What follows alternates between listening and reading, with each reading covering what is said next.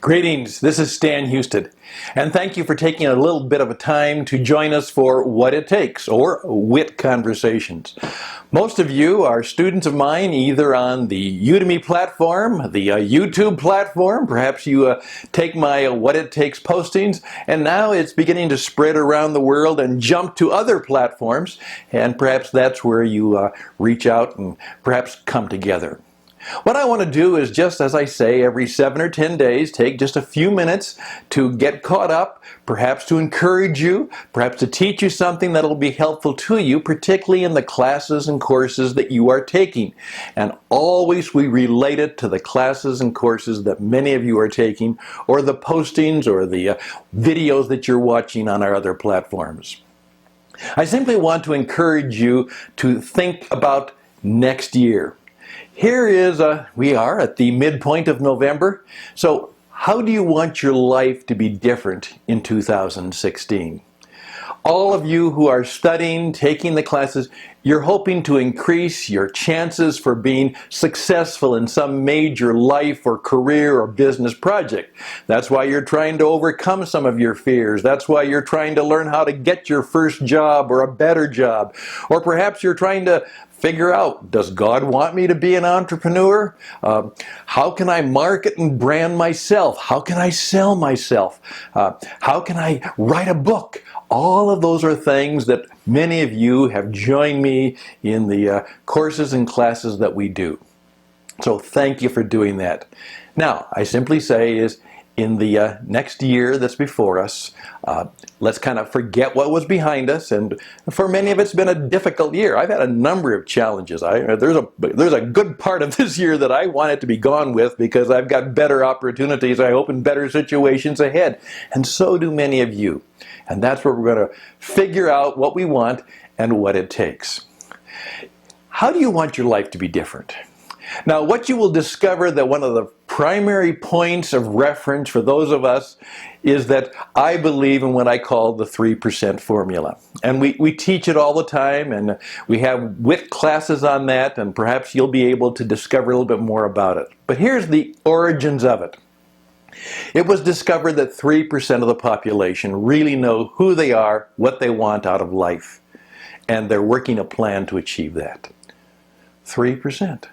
10% have some idea, and they have some orientation to what they want, but that's not very clear in many ways. But these people are still pressing on and forgetting what's behind and moving ahead in a good and positive direction.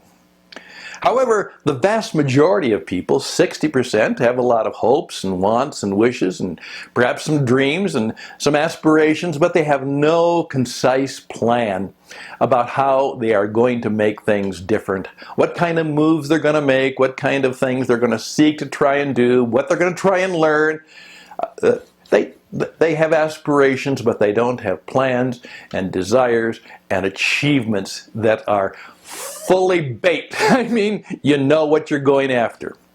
So I would simply ask you to think about, are you a 3%er, a 10%er, a 60%er, or, 27%, just, they're just trying to deal with the day. They're just trying to make it.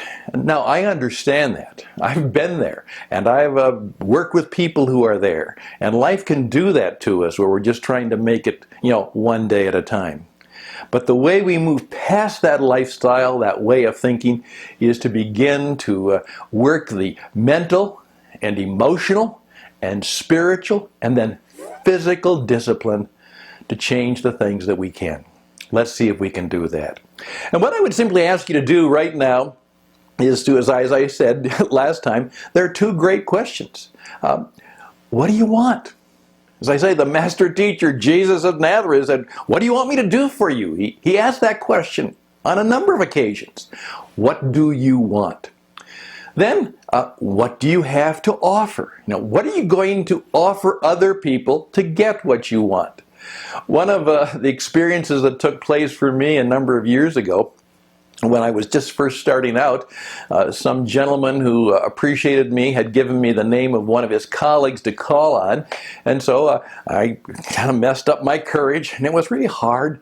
Made the phone call, began to introduce myself and tell a little bit about the person who'd recommended me and what I was about. And he knew exactly what it was about. He was a very nice man, but he was very busy. And he said, "Stan, Don recommended you. You must have something that he thinks is important. Just tell me what you got." He didn't want any of the preliminaries or the polishing. He just wanted me to make an offer. What was it that I was offering to him that might be of value?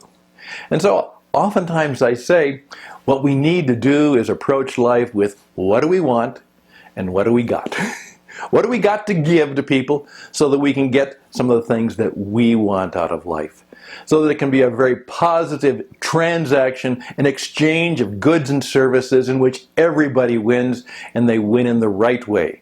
Fully a win-win-win, as Stephen Covey used to say in the 7 Habits of Highly Effective, Principled, and Successful People. So I simply encourage you to think about that. Now, what I also would encourage you to do is one of my newest courses is called, here we go, How to Start to Write Your First Book Using Your iPhone. 80% of the population say they want to write a book, and here's what I do. The course is just about ready for publication, and what I would encourage you to do is the following. There is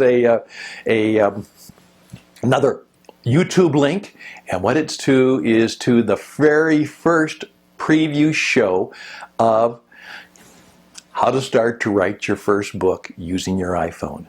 So after you watch this program, perhaps you want to take a break, get a cup of coffee, maybe come back later in the day, and then watch the second video, which is about 7 minutes, which is on how to start to write your first book.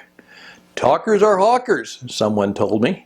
But writers are experts, and we want to be experts. Maybe that's one of the things you want to achieve in 2016. So let's think about that, and as you go through your week, take time to perhaps watch this video again 2 or 3 times, and then perhaps give a crack at seeing how that might work for you. How to start to write your first book. I wish you all the best, and please keep in touch. Tell me how I can help you. Tell me the courses and classes that you would like to take. How can you be more successful, and how could I be a part of helping you to achieve those things that you want to have? All the best. Take care. I'm Stan for What It Takes, and bye for now.